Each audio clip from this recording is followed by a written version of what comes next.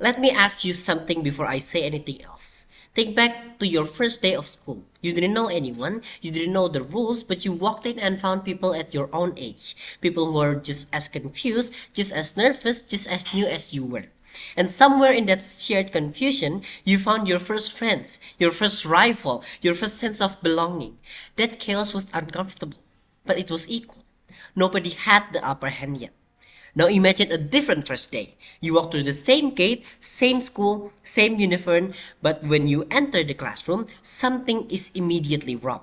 The people around you aren't confused like you. Some of them are taller, not just physically, but in the way they carry themselves, like they already decided they're better than you before you opened your mouth. Some of them stare at you like a competitor they need to eliminate. Some of them look terrified, smaller, quieter, already shrinking into their chairs. And you feel sorry for them, which makes you feel worse, because if they already look defeated, what does that make you? And you haven't learned a single thing yet. You haven't been given a single chance. But the room has already divided itself into those who believe they belong and those who are wondering if they do. Then someone hands you a test, and based on that test, taken on your first day before any teacher knew your name, before any lesson was taught, before any chance was given, the system decides what group you belong to. The smart group or the other one. That is the world affirmation is proposing. And today I am here to tell you exactly why it fails. First, their diagnosis is right. Their perception is wrong. Affirmation correctly identified a real problem. Students advance through school without truly understanding the material. By the time they reach high school, they've forgotten what they were taught in primary school. Universities spend time reteaching fundamentals that should have been mastered years earlier. Every word of that is true, and I agree with it completely. But here is what affirmation never answered. Why are students forgetting what they learned? It is not because they said to someone their own age. It is because the education system taught them to memorize and not understand. Students were never asked to truly grasp a concept. They were asked to remember it long enough to pass a test and then move on. The knowledge was never built. It was borrowed from an exam and returned immediately after. Changing who sits next to a student does not fix how that student is taught. You can sort every child in Indonesia by competency score and place them in perfectly calibrated groups, and if the teacher still stands at the front of the room demanding memorization over understanding, those students will still forget everything by the time they reach high school. Affirmation looked at a patient with food poisoning and proposed rearranging the furniture in their room. The problem is what they consumed, not where they sat. Second, their solution doesn't eliminate the hierarchy, it makes it permanent. Affirmation argued that the age-based group creates a seniority culture. Older students feel superior to the younger ones. Bullying follows, and they're not wrong that this exists. But let me show you something affirmation didn't want you to notice. Look at any school right now. Grade 1 students are 6 years old, grade 3 students are 8, grade 6 students are 12. Seniority between year groups has always existed. It exists in the current system that affirmation is criticizing, and it will exist in their proposed system too, because any structure that has levels will always have students who are further along than others.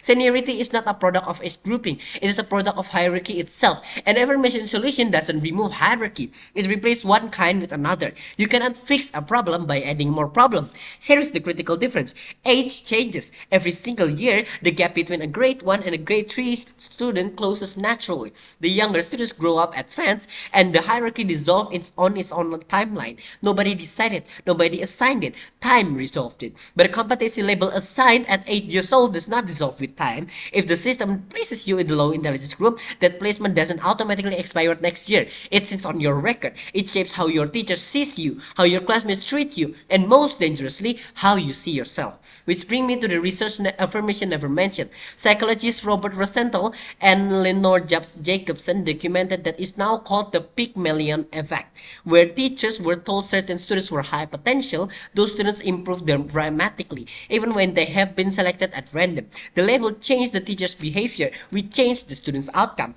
The prophecy created itself. Now apply that to a system where the label isn't whispered between teachers. It is institutionalized into the school structure from the moment a child walks through the door. The low competency group doesn't just believe they are less capable, the system has officially confirmed it. Their teachers knows it, their classmates knows it, they know it. What affirmation called a meritocracy, for psychology calls a self-fulfilling prophecy.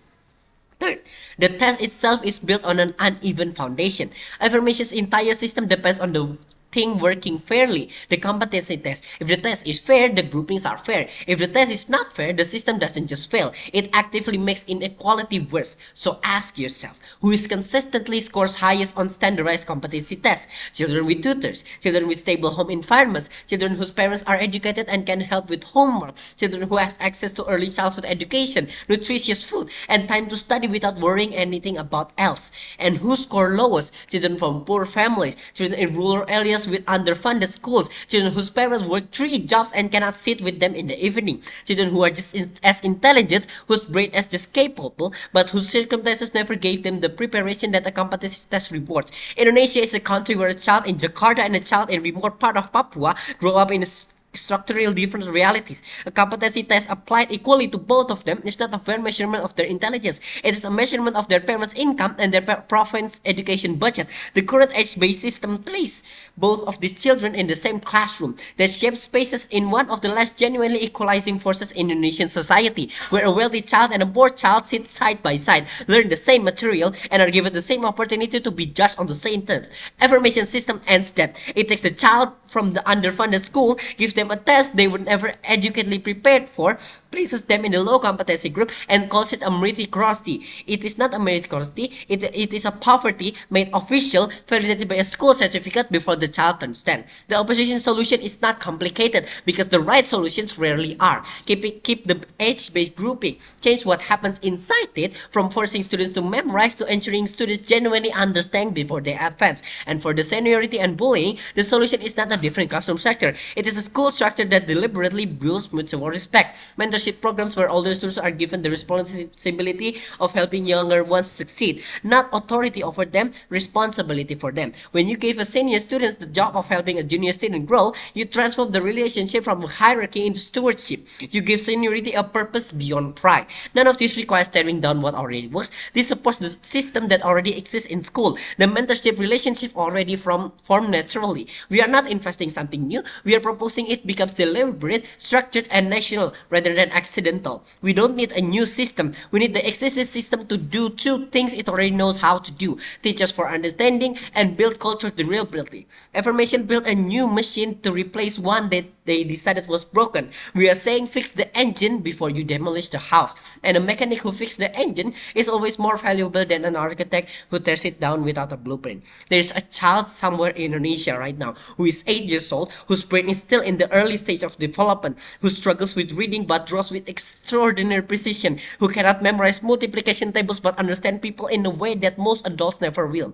Under affirmation system, the child takes a competition test, scores low, gets placed in the bottom group, and from that day forward, every teacher who looks at the child sees the label first and the child second. Under our system, the child sits with their peers, is taught by a teacher whose job is to ensure genuine understanding, not performing a single test, and is given the time and support to develop at the pace their brain actually requires. The human brain does not fully develop until age 25. A system that makes permanent decision about a child's intelligence at the age of 8 is not measuring potential. It is closing the door on it. We are here to keep that door open, and I strongly oppose this motion. Thank you.